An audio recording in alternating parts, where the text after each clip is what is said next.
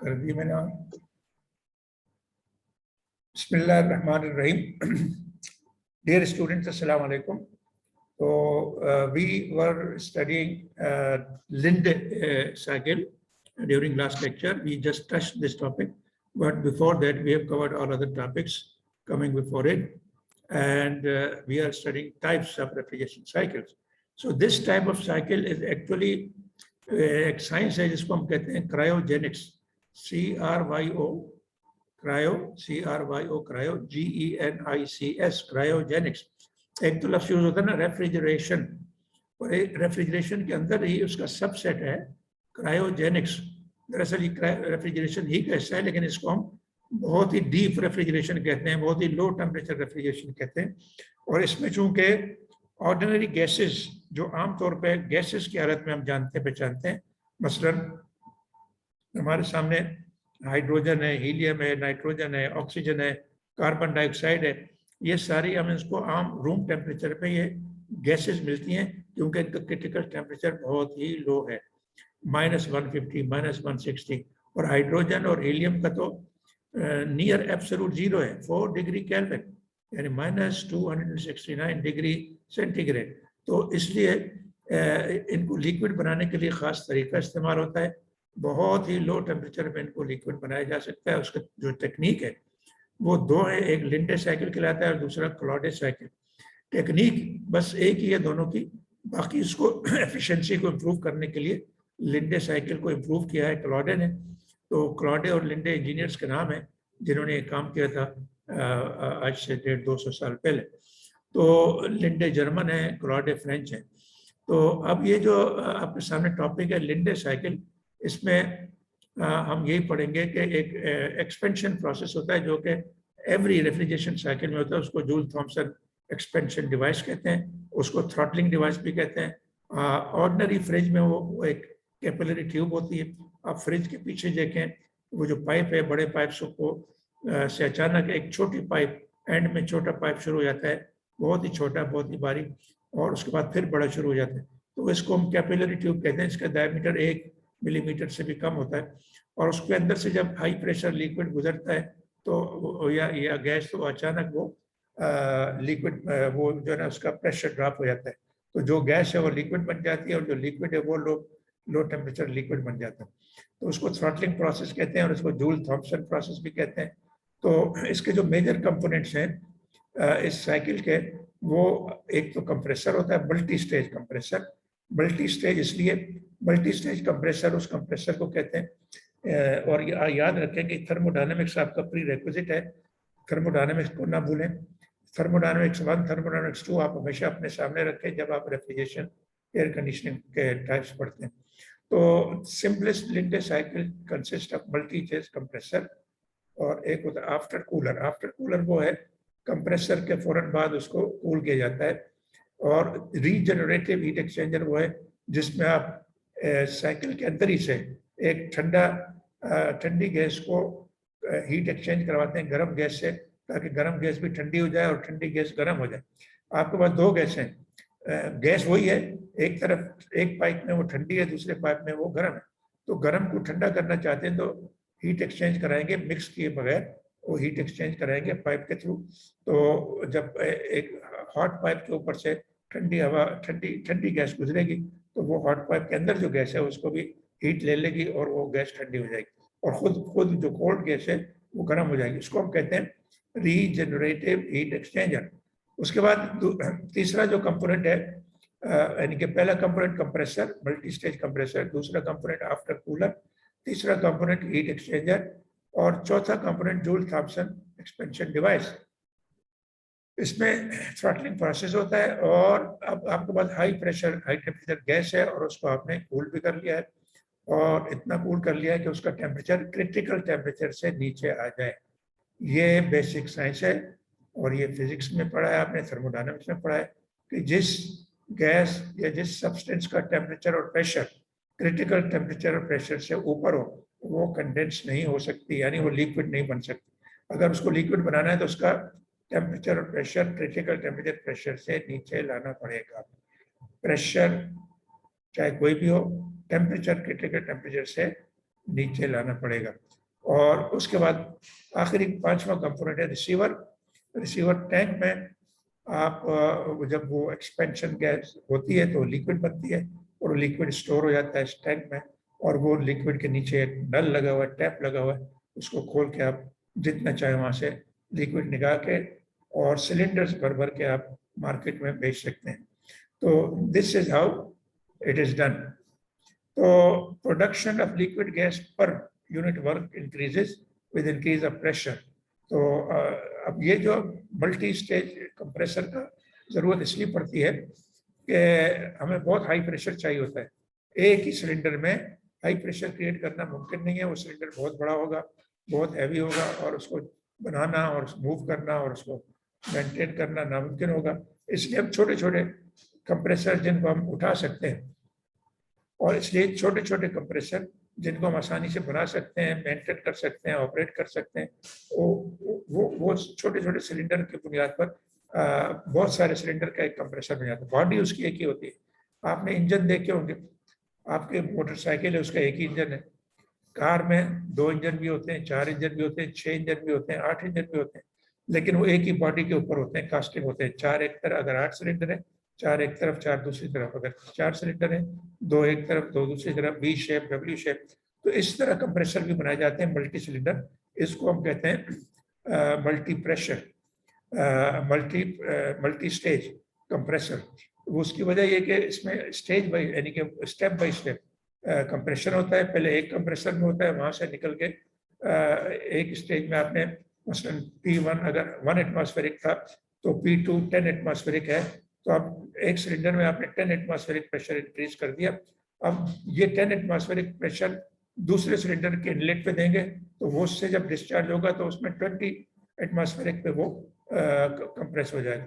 इसी तरह 20 से 30, 30 से 40, 40 से 50 करते करते 200 एटमॉस्फेरिक तक आप उसको या जितना आप चाहें उसको कर सकते हैं।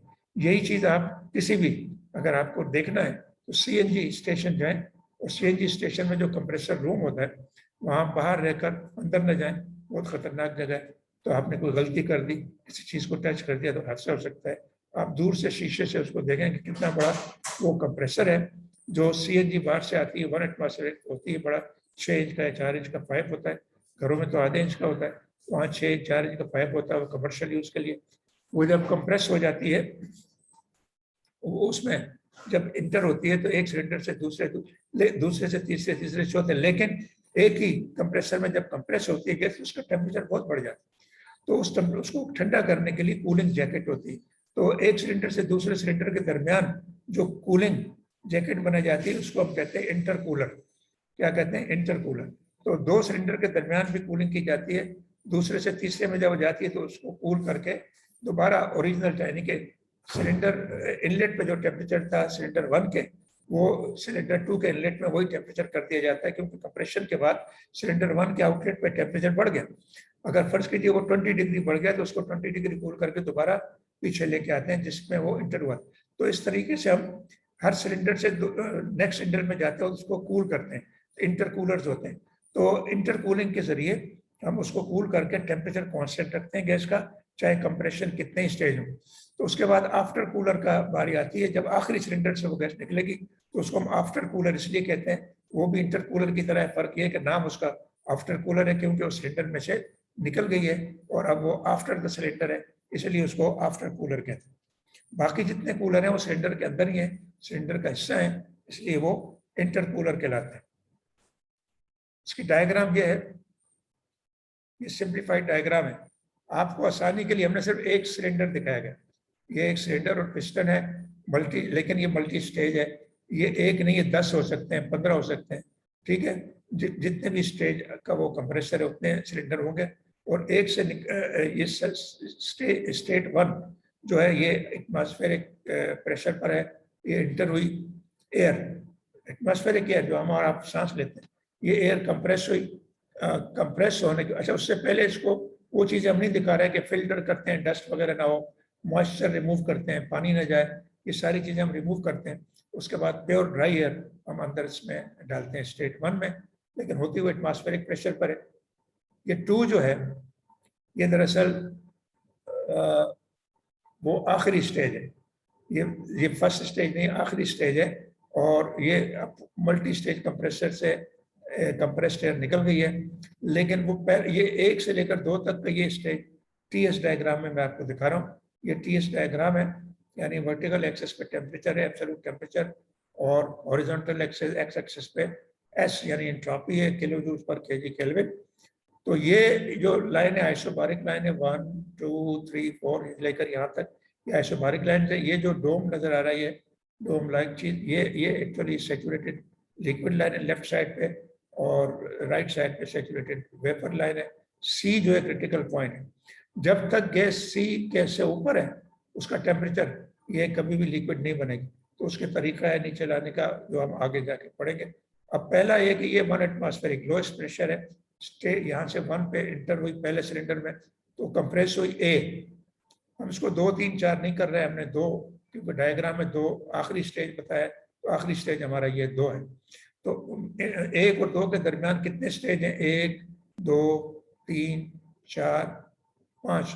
तो ये हम कंप्रेशन 1 से 2 दरअसल नहीं कर रहे, हम 1 से ए से फिर सी से, यानी सी से फिर जो है सॉरी ए से यानी 1 से हम कंप्रेस कर रहे हैं, यानी कि ए प्रेशर सी, प्रेशर ई, प्रेशर जी, प्रेशर 2।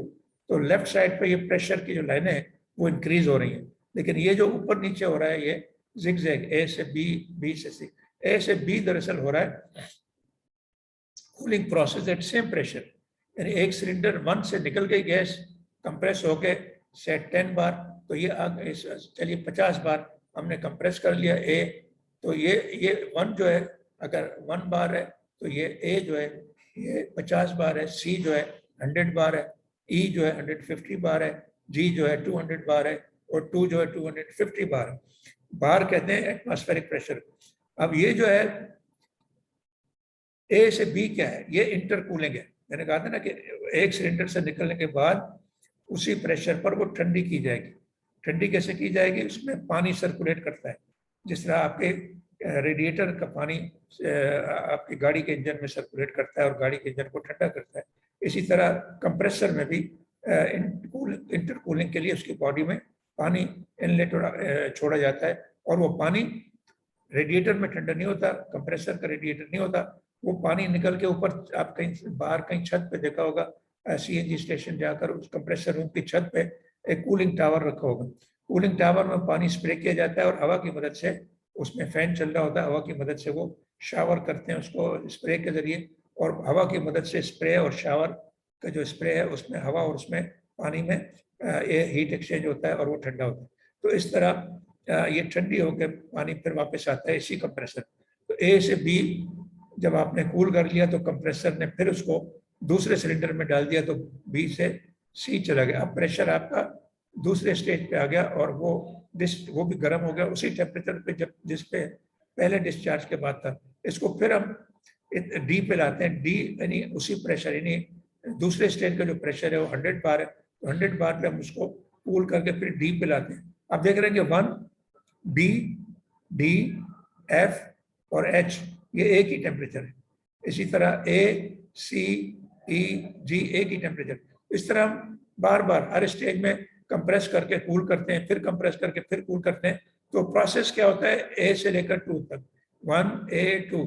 तो ये इसको हम इसलिए कहते हैं कि ए, सी, ई, जी। आप देखें ये टेम्परेचर लाइन है, हॉरिजॉन्टल है, तो टेम्परेचर सेम हो जाता है कूलिंग से। तो जब सेम टेम्परेचर पे कोई प्रोसेस हो मल्टी स्टेज, उसको हम एक्चुअली ये कहेंगे कि ये जो है ना आइसोथर्मल प्रोसेस हमने किया है। आइसोथर्मल प्रोसेस अब फिर थर्मोडायनामिक्स में आप जाकर देख लें, वो प्रोसेस है जिसमें कांस्टेंट टेम्परेचर रखा जाता है। तो आइसोथर्मल प्रोसेस बेस्ट प्रोसेस है, उसमें लीस्ट अमाउंट ऑफ वर्क जो है ना आप इनपुट देना पड़ता है कंप्रेसर में, इसलिए हम इसको आइसोथर्मल रखते हैं। एक तो टेम्परेचर कंट्रोल में रहता है, दूसरा प्रोसेस एफिशिएंट होता है, वर्क इनपुट मिनिमम होता है और एफिशिएंट साइकिल काम करता है। तो ये 1 और 2 प्रोसेस आपने देख लिया। उसके बाद 2 और 3 अगेन कूलर है।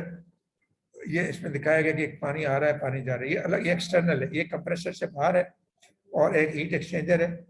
इस पे से पाइप के जरिए जो ना, इसको खुला नहीं छोड़ते, पाइप के जरिए ये जा रही है और कंप्रेस्ड एयर, और यहाँ से इसके अंदर से एक पाइप के जरिए ठंडा पानी इसमें से गुजारा जाता है ताकि इसको ठंडा करे। तो वो प्रोसेस टीएस डायग्राम में आपको यूँ दिखाना होगा 2-3, वो ऊपर देखें 2-3 कूलिंग है, तो यहाँ टीएस डायग्राम में 2-3, 2 हाई टेम्परेचर है, 3 लो टेम्परेचर, तो ये आफ्टर कूलर में होगा। ठीक है जी। तो ये बाकी प्रोसेसेस जो है A B C D E F G ये भी कूलिंग प्रोसेस है, लेकिन ये कंप्रेसर के अंदर होते हैं, मल्टी स्टेज के अंदर होते हैं, और इसलिए हम उनको इंटरकूलर कहते हैं, और 2-3 को हम आफ्टर कूलर कहते हैं। तो जब आपने देखा कि ये 200 एटमॉस्फेयर तक हमने इसको कंप्रेस कर लिया आइसोथर्मली, यानी जो टेम्परेचर इनलेट पे 1 पे था वही 3 पे आ गया, तो 1 से लेकर 3 तक प्रैक्टिकली हमने इसको जिग-जैग करके मल्टी स्टेज में कंप्रेस किया, ठंडा किया, कंप्रेस किया, ठंडा किया, लेकिन अल्टीमेटली हमने हाई प्रेशर 1 एटमॉस्फेरिक था यहाँ, इससे 200 यानी 200 गुना ज़्यादा प्रेशर इसमें हमने इसको कर दिया, लेकिन टेम्परेचर कांस्टेंट रखा, इसलिए आइसोथर्मल प्रोसेस हुआ। अच्छा, आइसोथर्मल प्रोसेस करने के बाद अब आप देख रहे हैं कि ये प्रोसेस 3 से ये कांस्टेंट प्रेशर 2, 3, 4, ये एक ही प्रेशर वाली लाइन है 200 बार वाली, और यहाँ 4 जब सी के करीब आ जाए, क्रिटिकल पॉइंट के करीब या उससे नीचे आ जाए 0.4, तो फिर हम जूल थॉम्सन इफेक्ट करते हैं, यानी कि थ्रॉटलिंग डिवाइस में से गुजारते हैं, थ्रॉटल वाल्व में से 4-5 जो ब्रोकन लाइन में दिखाए गए, ये इरिवर्सिबल प्रोसेस है। तो थर्मोडायनामिक्स में हमने ये भी आपको पढ़ाया था कि तमाम इरिवर्सिबल प्रोसेसेस हम सॉलिड लाइन से नहीं दिखाते बल्कि ब्रोकन लाइन, डॉटेड लाइन से दिखाते हैं। 4-5 इज इरिवर्सिबल प्रोसेस, ये थ्रॉटलिंग प्रोसेस है। और डायग्राम के अंदर, ये सिस्टम डायग्राम के अंदर ये प्रोसेस, ये एक्स आप देख रहे हैं, ये cross circle, small circle with cross, ये दरअसल थ्रॉटल वाल्व है, और 4-5 प्रोसेस में होता है, लेकिन 3-4 प्रोसेस जो है ये भी एक कूलर है, ये हीट एक्सचेंजर है। तो ये 3-4 प्रोसेस हीट एक्सचेंजर। आप देख रहे हैं कि इसमें कूलिंग का बहुत ज़्यादा काम है, ठंडे पानी की सख्त जरूरत होती है, इसलिए कूलिंग टावर इसके साथ लगाने पड़ते हैं, तो ताकि ये पानी फेंकने के बजाय, आप पानी बड़ी महंगी चीज़ है, इसको एक तरफ से डाल के दूसरी तरफ से हम सिंक में हाथ धोते हैं और पानी नाली में चला जाता है, हम ये नहीं करते, हम इसमें से पानी दोबारा वापस छत पे वो कूलिंग टावर में भेजते हैं, और कूलिंग टावर उसको ठंडा करके दोबारा हम उसको यूज़ करते हैं, और पानी ज़ाया नहीं करते।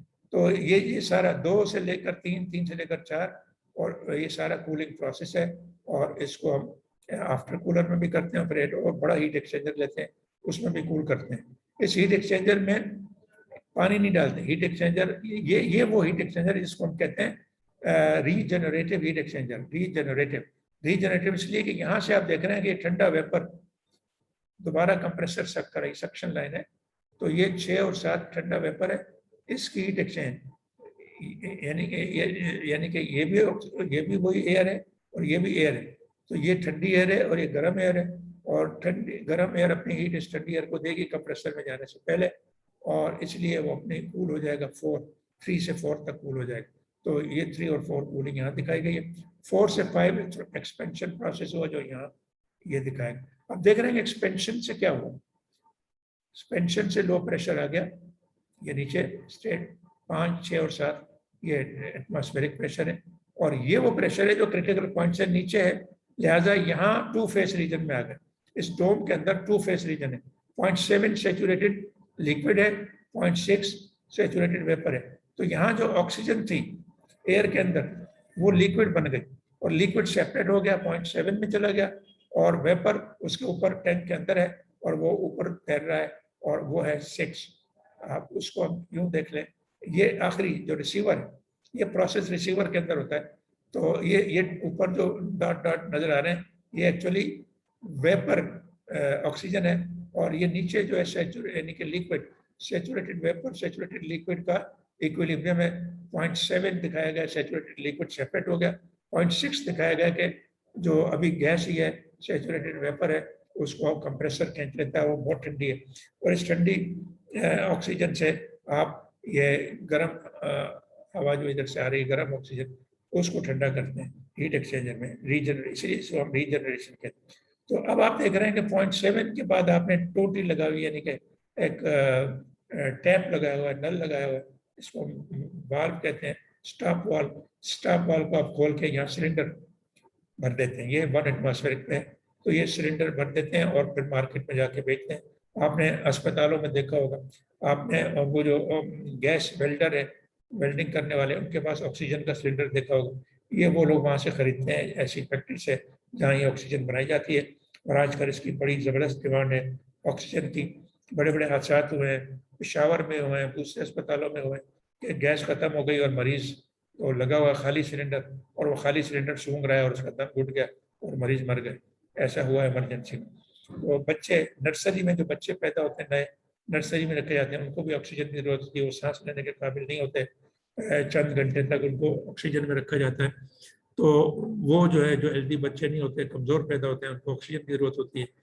कोई भी मरीज़ जिसका ऑपरेशन होना है, उसको होश में लाने के लिए ऑक्सीजन की ज़रूरत होती है, तो उसके लिए भी जो खुद सांस नहीं ले सकता। आजकल तो ये दम्मा, खांसी, नज़ला, ज़ुकाम और ये जो है एलर्जी वाले केसेस और फिर कोरोना के केसेस, तो ये सब में ऑक्सीजन ज़बरदस्ती फेफड़ों में डाली जाती है और वो सिलेंडर के ज़रिए, मास्क के ज़रिए, और उसके लिए ऑक्सीजन चाहिए। ऑक्सीजन की डिमांड जब मरीज़ इतने बढ़ जाएं, क्योंकि वो लाखों में एक मरीज होता है जिसको ऑक्सीजन की जरूरत देनी होती है आम हालात में, और जब एक पेंडेमिक फैल जाए, वबा फैल जाए, जिस तरह कोरोना की वबा है, और लाखों मरीज रोजाना आ जाए, अस्पतालों में बिस्तर भी न रहे, अस्पतालों में सिलेंडर भी न रहे, फिर बहुत बड़ा क्राइसिस पैदा होता है और इसी से लोग मरते हैं और मरे हैं लाखों की तादाद में।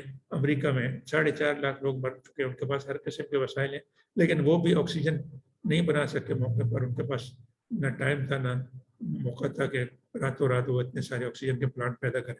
तो इसलिए इंडिया ने जर्मनी से बाकायदा पोर्टेबल छोटे छोटे प्लांट 2-4 इम्पोर्ट किए, ताकि अस्पतालों में जहाँ ऑक्सीजन की कमी है, जहाँ हर बड़े बड़े अस्पतालों में होते हैं छोटे मोटे प्लांट जो अपनी ज़रूरत पूरी करते हैं ऑक्सीजन की, लेकिन वो छोटे पैमाने पर होती है, तो वो भी न चलने, ख़राब होते हैं अक्सर, काम नहीं करते। आपको सरकारी अस्पतालों की जो हालत है आपको पता है, टॉयलेट जाएं तो वहाँ नल काम नहीं करता और फ्लश काम नहीं करता, और कहीं एयर कंडीशनर है तो वो काम नहीं करता, और कहीं फ्रिज है तो वो काम नहीं करता।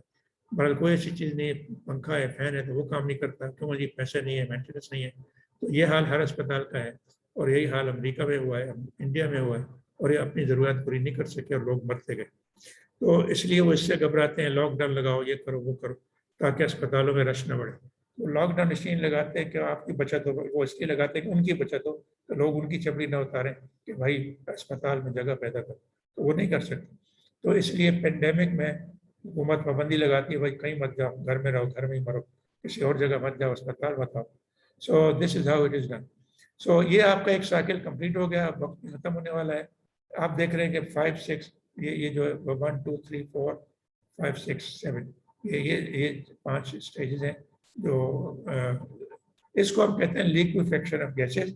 और इस पर्टिकुलर सिंपल सेटअप को, ये जो सिस्टम लेआउट है, इसको हम लिंडे साइकिल इसलिए कहते हैं कि लिंडे देंगे कि उसके बाद हम पढ़ेंगे क्लॉडे, जो आज नहीं पढ़ेंगे, लेकिन इसमें अभी टाइम खत्म होने वाला है, लेकिन थोड़ा सा इंट्रोडक्शन कर सकते, आप देखेंगे उससे मिलता जुलता है, वो बहु वही है, लेकिन सिर्फ ये डिफरेंस है, ये नीचे आप देखें एक टरबाइन, तो इसमें हीट एक्सचेंजर के अलावा एक टरबाइन भी लगा दी जाती है। टरबाइन का काम ये होता है कि हाई प्रेशर गैस को एक्सपेंड करके वर्क आउटपुट देती है और गैस को ठंडा कर देती है। तो एक और कूलिंग, बजाय कूलिंग वाटर के या बजाय रीजनरेटिव हीट एक्सचेंज के, आप टरबाइन के जरिए फर्दर कूलिंग हासिल करते हैं। ये थोड़ी सी अमेंडमेंट क्लॉडे ने की थी, इसलिए उसको क्रेडिट जाता है कि इस साइकिल का नाम हम क्लॉडे रखेंगे। अगर इस टरबाइन को हटा दें तो ये लिंडे साइकिल बन जाता है, जो ऊपर आप पढ़ चुके हैं। तो लिंडे साइकिल और क्लॉडे साइकिल में सिर्फ टरबाइन का फर्क है, दैट्स ऑल। तो बाकी ये देख रहे हैं कि ये प्रोसेस भी वही है, मल्टी स्टेज कंप्रेशन है, 1 2 और 1 2, इसके इसमें नंबरिंग जरा मुख्तलिफ है।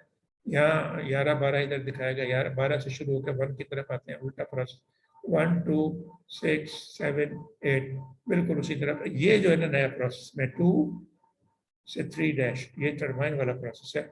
और इसके अलावा आप उससे कंपेयर करें लिंडे से, तो आप देख रहे हैं कि ये वही चीज़ है।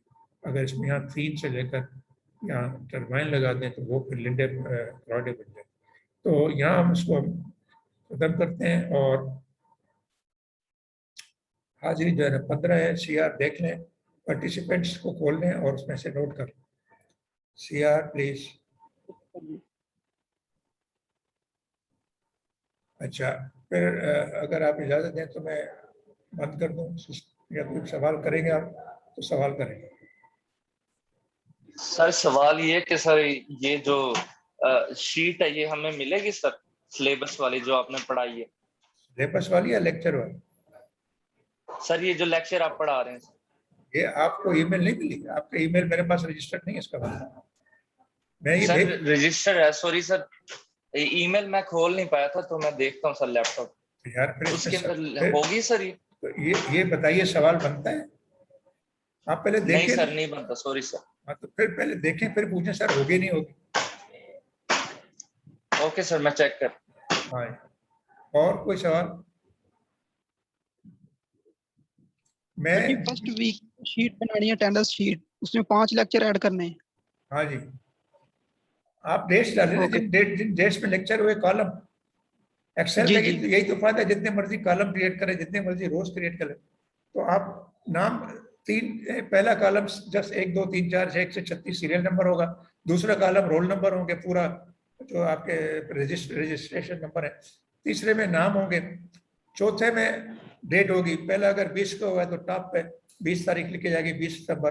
दूसरे 5वें कॉलम में 21 सितंबर। छठे कॉलम में 22 23 24 25 26 27 जो भी है डेट डालेंगे, और उन डेट्स के नीचे हाजिरियां लगाएंगे। ओके सर जी। सर एक और मसला था भाई, खत्म सर, होने वाला है, मेरी ईमेल टाइम पे खत्म आपकी होने वाला मेल नहीं आ रही जी। सर। ईमेल आपके पास रजिस्टर्ड नहीं है मेरी शायद, हाँ, वो आप भेज मुझे दें। मेल नहीं मिल रही। हाँ, वो आप CR को भेज दें, व्हाट्सएप कर दें या ईमेल कर दें, तो मैं इंक्लूड कर लूंगा सर ग्रुप। मैं ऑलरेडी 3-4 बार कर चुका हूँ लेकिन अभी तक आपके पास पहुंची नहीं है। तो फिर आपकी ईमेल खराब है, आपकी ईमेल सही नहीं ईमेल है। ठीक है सर मेरे पास, आप ऐसा बाकी करें। ईमेल्स भी आ रही हैं। ओ यार, तो फिर जी जी। आपके साथ इंटरनेट कोई स्पेशल सलूक तो नहीं करेगा? सबकी ईमेल मिल रही है, आपकी नहीं मिल रही, तो कुछ गड़बड़ तो है ना। सर अभी एक्चुअली मैं लिस्ट देखना चाहता था, जो आपके पास लिस्ट है वो उसमें मेरा नाम डला भी है कि नहीं है। अब मैं आपके घर आकर नहीं दे सकता। मैंने ईमेल जिनको भेजी है, आप उनसे कहें कि आपको वो ईमेल फॉरवर्ड कर दें, ठीक है? वो जब आपको फॉरवर्ड करेंगे उसमें सबके नाम आएंगे। चलें ठीक है सर, थैंक एक वकील साहब है, कोई वकील पता नहीं, वो उसके एरर आता है, वो मैंने उसको डिलीट कर दिया, वो नहीं मिल रही। वो यानी ईमेल ही गलत है, गलत ईमेल होती है लोग, यानी गूगल उसको मानता ही नहीं ठीक। है। गूगल उसको वापस भेज देता है कि भाई ये ईमेल गलत है। चलें सर ठीक है सर, कर लेते हैं। वकील कौन है आप में? कोई है वकील? एम वकील? वकील अभी ऑनलाइन नहीं है सर। हाँ, M.वकील की एक ईमेल आती है और वापस आ जाती है, उसको मैंने डिलीट ही कर दिया। वकील से कहेंगे अपने नई ईमेल बनाए, कोई दूसरी वो दें। ओके सर जी। ओके जी, अगर सवाल नहीं है तो मैं जो है ना वापस स्टॉप करता हूँ। अभी टाइम खत्म होने को है, बजाय इसके कि वो खुद ब खुद खत्म हो जाए, मैं पहले ही ऑफ करूँ।